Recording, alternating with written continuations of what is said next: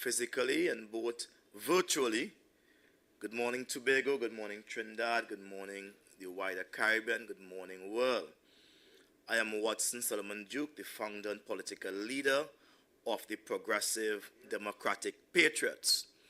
Today we are at the PDP headquarters in Scarborough, Tobago, and we'll be looking at the budget 2025 in review. A PDP perspective.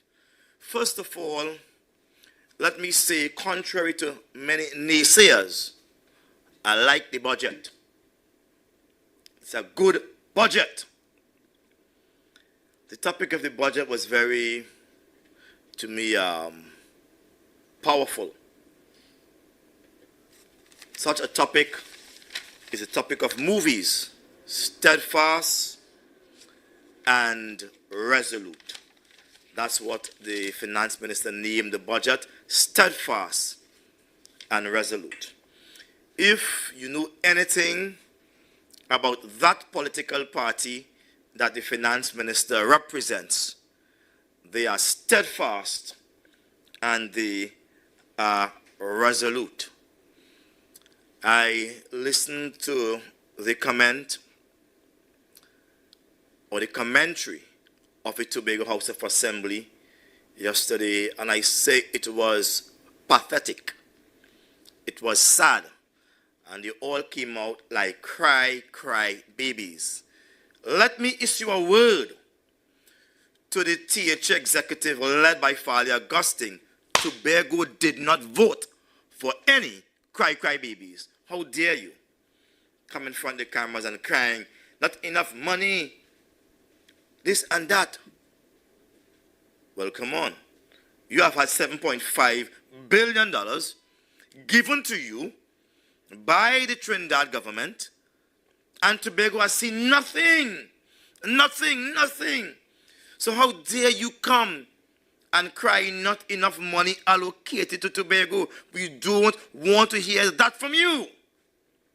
Let the people say that. But you do not have any right to say that.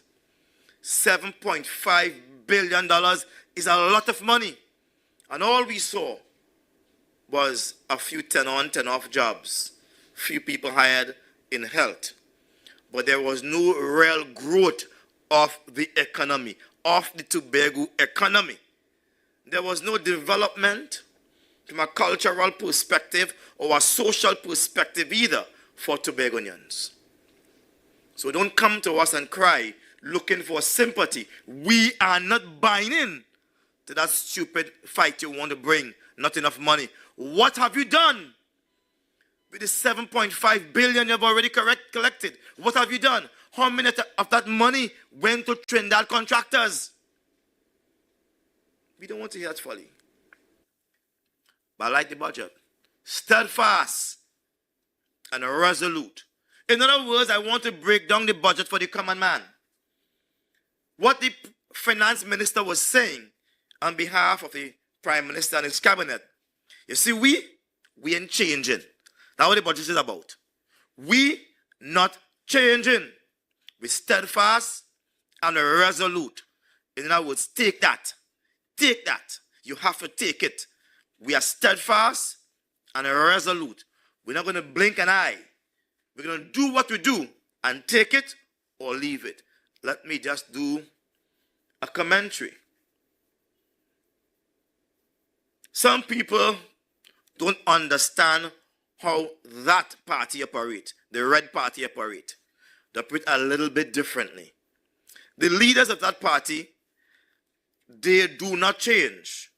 It could be anybody, by any name, they will not change.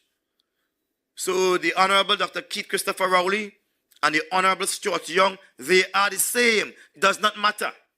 They are the same. And they will always be the same because their handlers are the same. They are steadfast and they are resolute. Not only are they steadfast and resolute, they have trained their sycophants. They have trained the fans who are sick on them to also be steadfast and resolute. You will hear them saying, I born and I gonna die. I born, I'm not even gonna call a name and pollute my platform here. Right? I born and I will die. Yes, you know the Red Party I'm talking about. They are steadfast and they're resolute. What else did we expect? I've never seen a person in government been so bold-faced, so obnoxious, so infantile to come to an educated public, look at us in the eye and say we are steadfast and we are resolute. And then you go on to win the speech marathon. 5 hours plus you spend talking on your feet without a break, only drinking water. He has to be mixed with something. That can't be a human being. That cannot be a human being. He has to be mixed. He has to be mixed. Our finance minister is not normal. When he stood there and he spoke for 5 hours plus, he was showing you, I got gall and I got grit. Take it if you like it. If you don't like it, leave it right there. But be steadfast. We resolute. Our plans are our plans and we are moving forward. So I like the budget because they came plain face. Without any mask face, they showed us in Tobago and in Trinidad who the hell they are. They say we're steadfast and we're resolute. Take it or leave it. This is who we are. And so I look at how we treated the issue of money. Because everywhere you go right now is money worries. Everywhere you go right now is money worries. Any single way you go is money worries. I look at how he dealt with the problem of the man on the ground who is suffering. He acted as if he did something beneficial to him. He acted as a father who cares and said, we're going to increase minimum wage from $20.50 to $22.50. For some persons, wow, that's a lot. Now, if you look at the minimum wage from 2014, when it was $15, to where it has been increased to based on the budget yesterday, which is $22.50. That is about 36.6% increase. It's a whoa, Papa, a big increase. And they're going to boast on that. They're going to say, look how much we give you all. 36.6% increase. Let me serve you notice, Minister of Finance.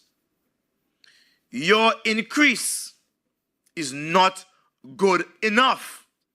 Until the minimum wage could guarantee workers a certain amount of hours per day, and thus a certain amount of money per week, and thus a certain amount of money per month, it is a waste of time.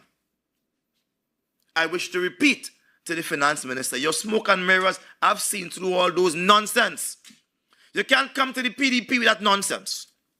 Unless the minimum wage comes with a guarantee that workers who work the minimum wage will be given certain hours, minimum 8 hours a day. Unless that comes with 176 hours per month, it's a waste of time. Because what you have done is to inflict wounds upon the poorest class, and they will begin to feel it when you institute that minimum wage. Why? All organizations will cry foul. They can't maintain that. And they're going to do either of 3 things. 1, they're going to reduce your hours per day. So they're going to have a work sharing business. So let's say you're packing shelf. They say, okay, you pack shelf for half day. I go there next man come and pack for half day. Yeah? They're not going to give you the hours anymore. They're going to cut it down and give you more work within that same hours. Then they may give you days you miss. Instead of working 5 days per month, they may say, 5 days per week. They're going to say, look, you know what? Work 3 days per week. I can't afford you. It's going to be pressure for the man on the ground. They're going to cut up your job so much because they are only willing to pay $3,600 when the month comes. And that is what the 2050 give you, $3,600.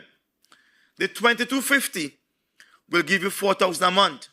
an additional $400. They don't want to pay that. They're going to cut it up until they bring you right back down to that. Is that what you want, Mr. Finance? Unless you're guaranteeing your workers certain hours per day, certain hours per week, certain hours per month, you are simply making them an object of scorn to their employer, who you know are not willing to pay 1 extra cent for labor, what they call cheap labor. I'm very much concerned about that. But I'm also equally concerned about the fact that $4,000 a month is not enough to feed an adult. It will take more than $4,000 a month to take care of a single adult. In 2024, and I've done proper research on that, to feed a single adult is going to take you $3,000 per month. We're talking about you're not buying any snack, you're not buying any food, you're cooking home, and you have to mince and choose those groceries very delicately. $3,000 a month to feed an adult, minimum, one adult in 2024. So you're giving someone $4,000. How are they going to travel to work? How are they going to pay rent? How are they going to pay that light bill? How are they going to pay the increased mortgage or the increased rent when you institute that 2% property tax that will then be passed on to those who are renting? Come on, tell me something. How you intend that these people will mitigate between the growing cost of items and that $4,000 that they are now getting? $3,000 for food. How do they take care of rent? When the average rent in Tobago is about $2,000. If you get a place for $1,500, then thank God, do some assault, light a candle and start to sing, thank you Jesus, thank you Jesus, thank you Jesus. Because definitely, $1,500 for a place is a God-sent place. Minister, you do not know how it feels. The Minister of Finance does not know how it feels. Because he lives in his ivory towers somewhere up in Marval up there. Jump on his yacht and every Sunday he down to Turkle Bay. I see him down there already. We swim down there already. He down to Turkle Bay on his yacht. He relax himself and say they're doing something for humanity. They are steadfast and they are resolute. This is why I say these people do not need to be in governance again because they do not change. They do not change. I want to move on to the public sector.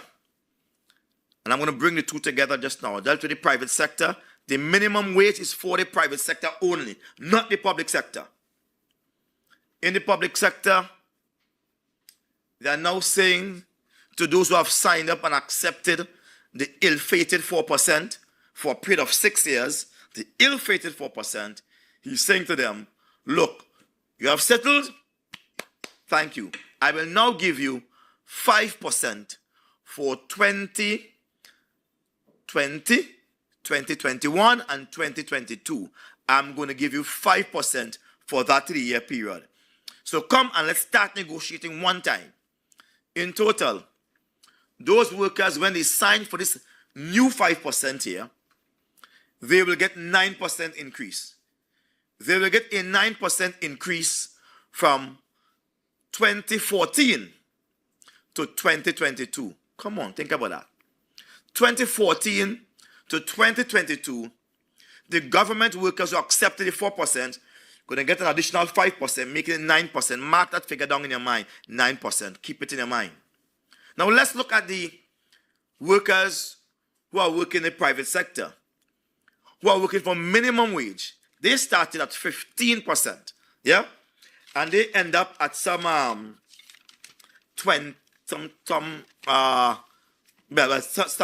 they start at 15% in 2014. Let me put it this way. And in 2024, they are now going to what we call $22.50.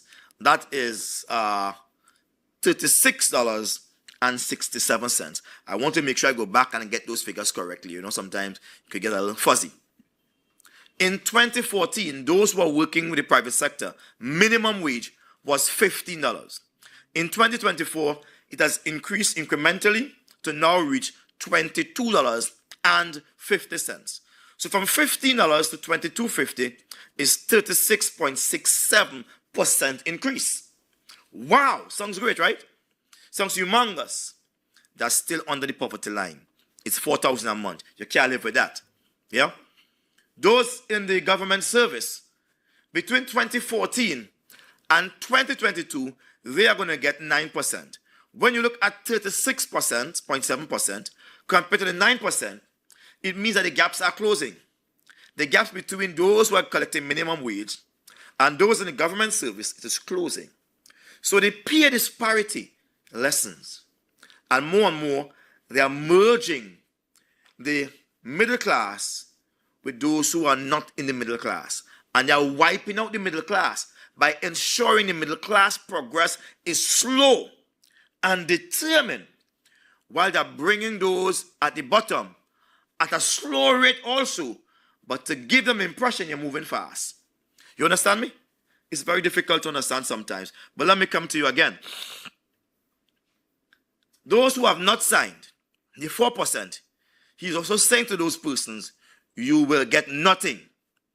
You will get nothing for the last 6 years, which is 14 to 2019, and you will get nothing from 2020 to 2022. And obviously that will create some disturbance among those in the government service, the employees. Some are already calling me, say, Watson, why did you sign the 5%, the 4%? We worry money. The money passed already. People want their money. You see, sometimes some trade union leaders do not understand the reality of the ordinary workers who they're representing. People are catching their aunt, their uncle, and their nenen to make ends meet. And the government understands that. This is why they are steadfast and they are resolute. They are working on a plan to pauperize the working class throughout Trinidad and Tobago by saying to them, the little you have will be taken away from you via inflation.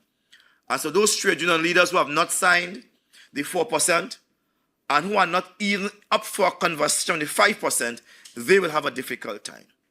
In essence, the government is giving the government workers and their unions 9% from 2014 to 2022, while the private sector has gotten about 36% increase. Definitely, it's a case of putting one group of workers against the next, putting the workers against the trade union leaders. The PNM government is divisive. They're steadfast and they're resolute. I want to quote a statement attributed to the late great Eric Williams. And this statement was written by a former senator. His name is Ronald Huggins, a PNM senator. He wrote this article in the Trinidad Express on September 19th, 2022, right after the fallout within the THA. And he said, he quoted here Eric Williams as saying, the alternative to the PNM is chaos and confusion. That's words he attributed to the great Prime Minister, Dr. Eric Williams. The alternative to the PNM is chaos and confusion. Indeed, the PNM today is creating chaos and confusion in the economy.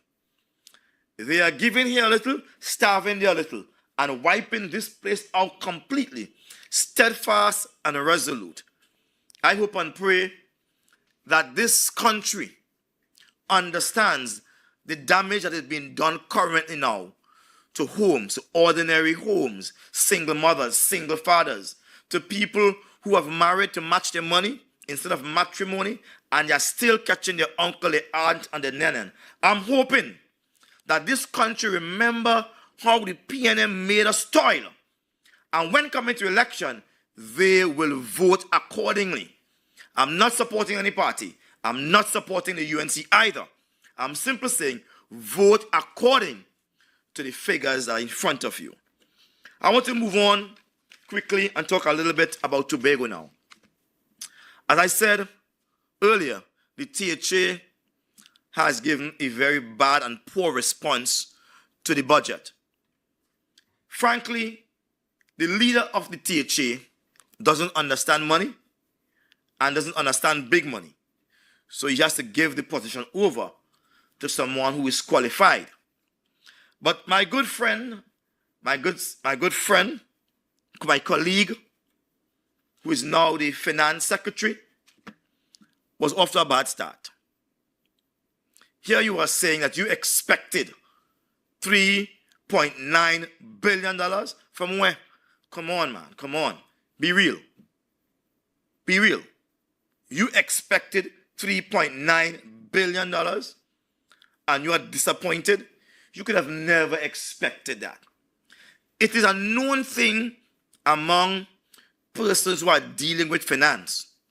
You do not give people exactly what they are asking for in a budget. You'll always give them less.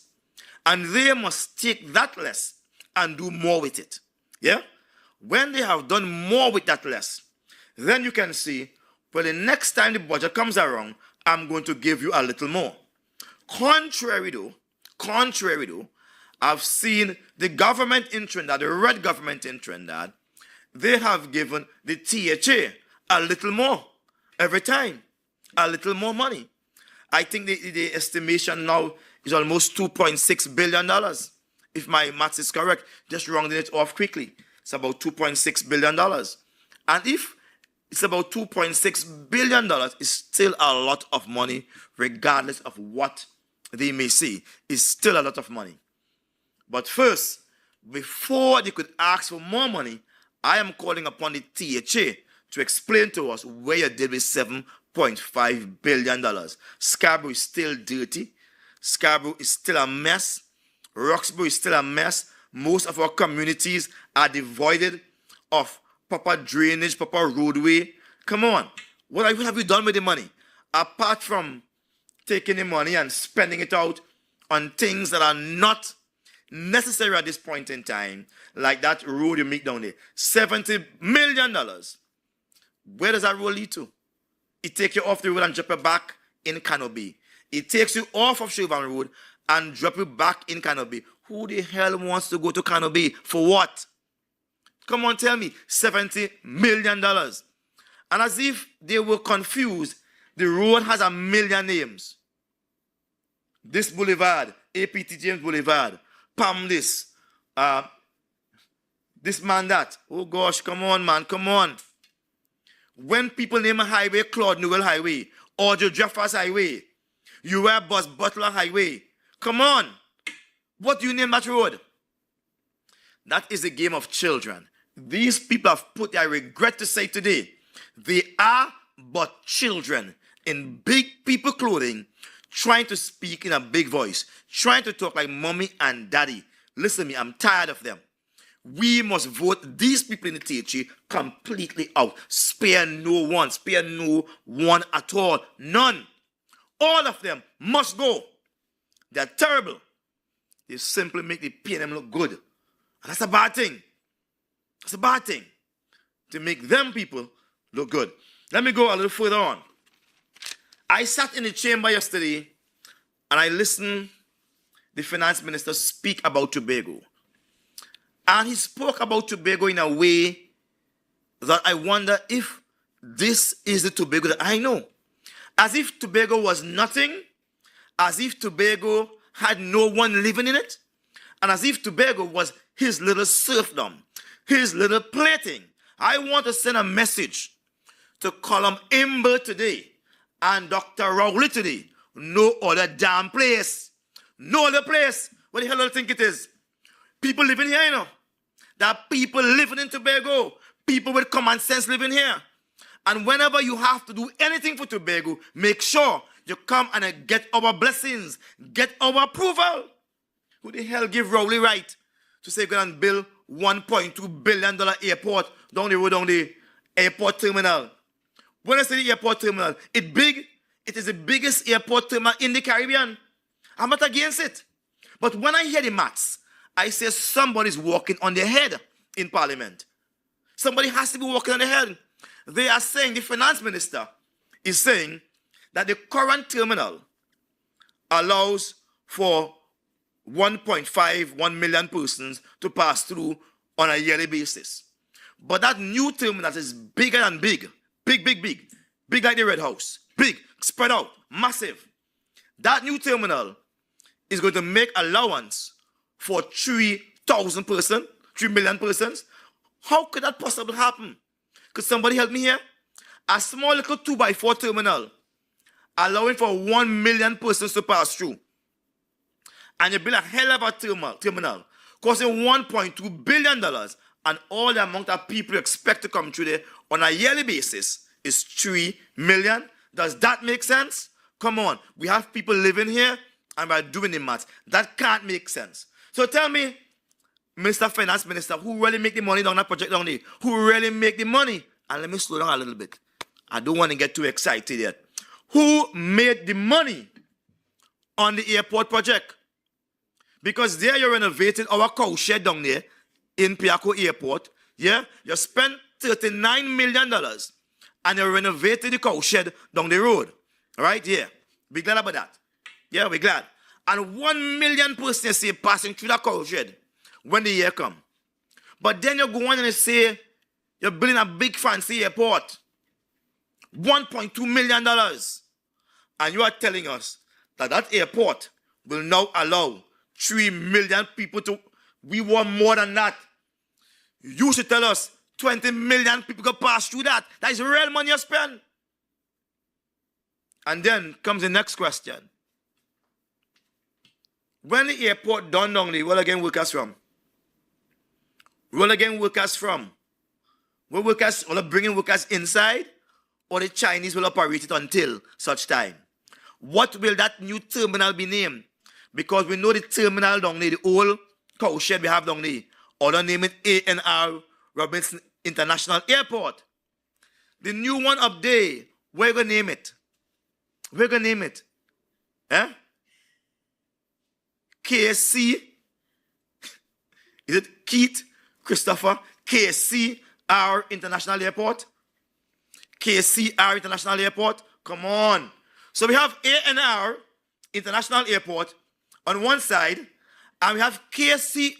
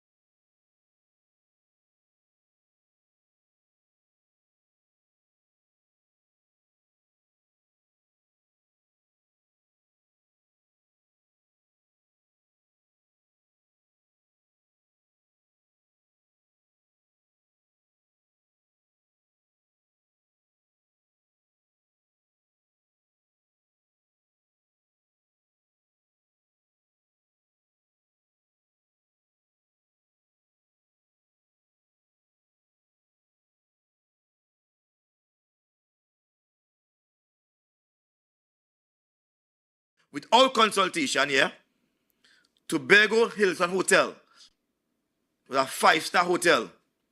In a very short time,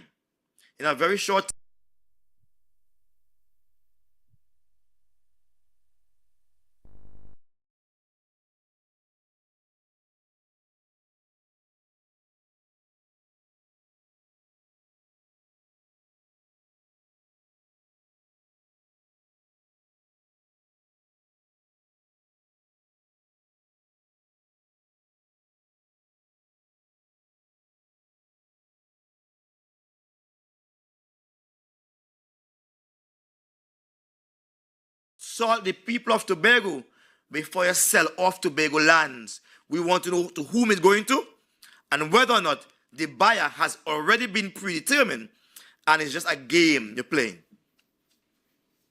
I also want to move on to the next issue of Magdalena. We have also the Marriott Hotel coming to Tobago. We have no problem with that. But our concern is, again, the owners of Marriott or those who are facilitating the hotel, they are saying to Tobagonians, we don't mind giving you all shares. Well, if you thought it out already, what is the cost for a share? And what date will the shares be going on the market? We want to know. Because I have an old man that sells fig by me. He want to buy some shares. And a woman that does make Benny balls, she want to buy some shares. We want to know whether the shares is entitled or is for a particular group of people and not some. Because we're not tolerating that. From the time all of us start to talk, all come clear to my Tobago people, please. Because Tobago must win. Tobago must win. We don't want anybody making any decisions on behalf of Tobago without the involvement of Tobagonians and their decision. And if we say no, it's no. So I want to tell our good daily Prime Minister again, Brother Rowley, our man from Tobago here. I want to say to him again, it was reported on a particular media station. Now I want to make sure I get it right here. It was reported on a particular media station that you will move heaven and earth to ensure the Marriott is built. Yes, on a particular media station, they reported you saying you'll move heaven and earth to ensure Marriott is built. I'm not sure if that is true, but I want to tell you one thing. If Tobago and I say no, it's no. And that we come down to. Straight as that. In Tobago, we run things in Tobago. Understand that. And whether or not you give us or recognize our right to self-determination in Tobago, we decide what is good for Tobago, not you. You can't decide that. And I want Tobagonians to wake up, Wake up and smell the coffee. We want hotels here. We want things here. But most of all, we want our right to decide. And that's what the PDP is about. The right for Tobagonians to decide their own destiny. Not to have someone plan their destiny for us and then send it across and say, take that. We do not want that. What adds insult to all the injury was this for me. When I heard the finance minister saying that they will send out a request for proposals, for tenders, for persons who want to build a hotel somewhere down, Buku down there. All hear that? Or I don't hear that? Anybody hear that? Yes, on point, right? Good. That shocked me. I mean, as I said, I was shocked. I was flabbergasted. And I won't do the rest. But I was totally shocked. I mean, I hate to call the name, but these PNM people, they're steadfast and they're resolute. They will not give up. They're stubborn as the Balize. They will not give up, They're stubborn as the Balize. We reject Sanders recently. He's coming and saying, do it again. But what gives the finance minister all that energy to speak so boldly to Tobagonians, to talk down to us and say, come in, when election is a few months away? What gave him that right? Did somebody tell him Tobago is for sale? We understand what you all are doing, We understand what you all are doing. You are keeping Tobago land documents in Trinidad. And we can't even see the land documents on them. We don't even know about proper land and title. We see strange people come in here and say they own this land, they own that land. We know what you all doing, You all are facilitating the undermining of Tobagonians by not having the lands for Tobagonians registered and kept here. We want the lands of Tobago people to be kept here. All their lands kept here. Nothing must be in the Red House. Since when you have that audacity to take our lands and carry our lands in the Red House? Our marriage certificate had to go in the Red House. Our birth certificate going in the Red... Listen to me. All wake up, Tobagonians, all wake up, Wake up, We don't want our things going to Trinidad anymore. Let our things stay here. Our birth certificate, our death certificate, our marriage certificate. Yes, we want our land titles, our deeds, our leases to be staying right here. We want our pension money to stay right here too. We want our pension money to stay here. We want our NIS to stay here. Tobago must understand that. These people are resolute. They are steadfast and they are resolute. They are the same yesterday, today, and forever. They do not change. And they have corralled their sycophants. Them that just drink the Balizé tea to say, I'm born a PNM, I'm going to die a PNM. Well, you are not a Tobagonian. Whoever say that? A Tobagonian always put Tobago first. And I will always put Tobago first. This budget is simply steadfast and resolute. It was PNM who brought us into slavery in 1962. They made and established Tobago as a ward when they went for independence. They could have said, we have two separate islands, Trinidad and Tobago. And Tobago is no longer a ward. Tobago is an island of equal status as Trinidad, with people living there. They didn't say that. They went up and they said there's Trinidad and Tobago and a place called Tobago, which is a ward of Trinidad and Tobago. So therefore, we want independence for Trinidad and Tobago. The word comes along with it. You ever hear buy one and get two free? Or you buy three and you get a third one? Folks, what's going on here? You understand what I'm saying to all you? This thing real, no? They are steadfast and they are resolute. Tobago must remain a ward. And the little jokers we have up there, the little jokers, I don't know the derogatory words, but the jokers we have up in the House of Assembly up there, all they're looking to dan up themselves. Every time they come in front of the camera, they feel a modeling show. Look nice, think nice. Failures. They don't even understand the attack we have gotten from that budget. That budget has put a very strong hold on Tobago and said, take that, you can't get more. Asking for more money. The only way Tobago can get more than 4.3% or 4.03% of the budget is if Tobago vote for the PDP.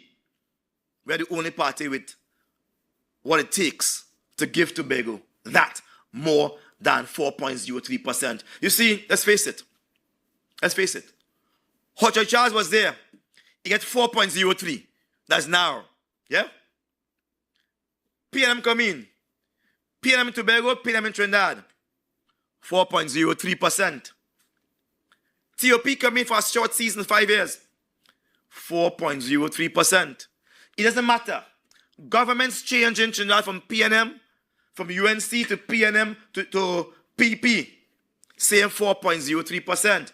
You need to have a man down there that understand Trinidad, understand the language. You need to put me in Trinidad to deal with these son of a guns.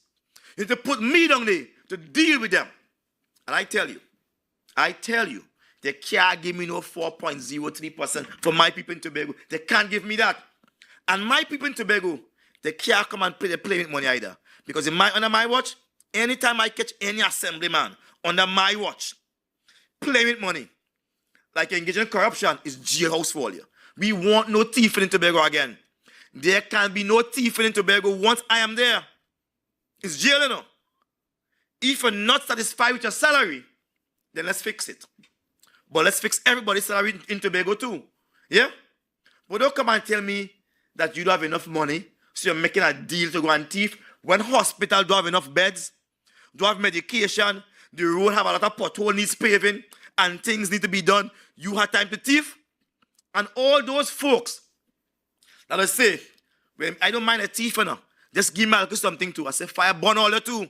Because all the wicked, we cannot and we must not encourage thieving in government office. And no office whatsoever.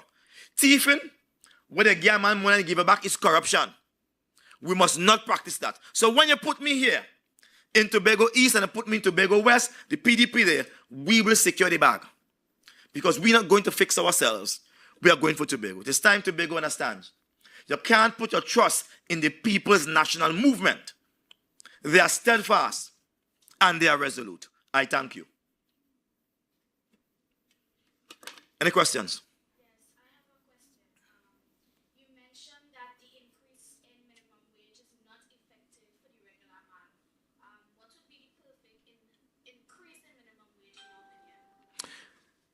it would be, I'm not sure if I had worked it out.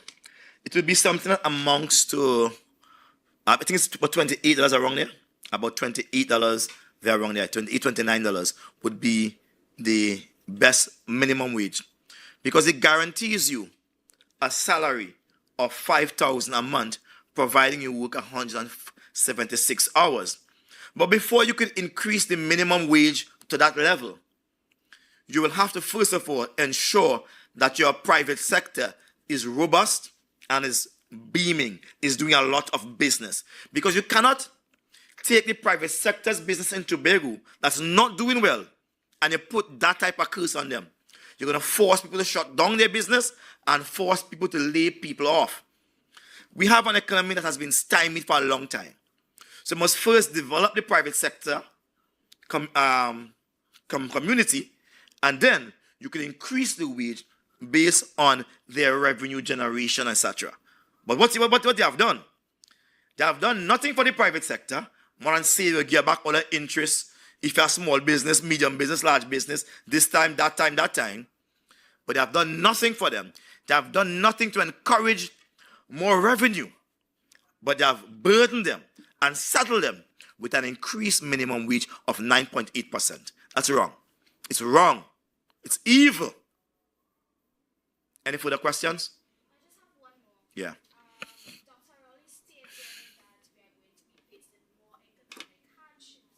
What is your opinion on this, having already come through the pandemic and the oil and gas price crash?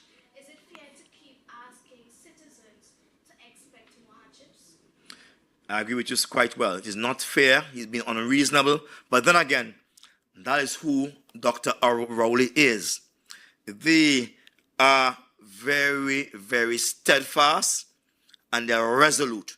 When their mind is made up, it's made up. You don't get them to change. And so we have to send a very strong message, stronger than the message that was sent on December 6th, 2021, to Dr. Keith Christopher Rowley and his P&M colleagues in Tobago, that we want that party out of Tobago. The bamboo is much more strong than the Balizé. And in any competition in the wild out there, the bamboo will always beat the Balizé insofar as growth rate, insofar as strength, insofar as resilience, insofar as benefits. And I want to say this time around, in this next upcoming election, I will prove to Dr. Rowley that the PDP is far more resilient, far more stronger, and far more desired than the Balizé. Yeah? They are steadfast and they are resolute. They do not care about the masses, but to fool them. Any further questions? I want to thank you all very much. It was a very good press conference. And please, as you view this live, share it, ask your questions. You will not hear this conversation. You will not hear this kind of conversation from Farley and friends. They will only cry baby. Wah, wah, wah, wah, wah. They want more money, they want more money, money. They are not serious about governance. They have no plan. I've heard Farley talk about making Tobago the greatest little island on the planet. But what does that look like? I'll ask the question. Have anybody seen a map of what the greatest little island on the planet is? I've heard the new finance secretary, Petal, saying, oh, they have 370 projects. Where are those projects? Where? Identify them. Where? Where? 370 projects. And the money not enough. Come on. Stop those nonsense talk. I want you all to do better, and you'll have been doing work. So here what? Pack up all the books and leave. Thank you very much. Yeah. My people.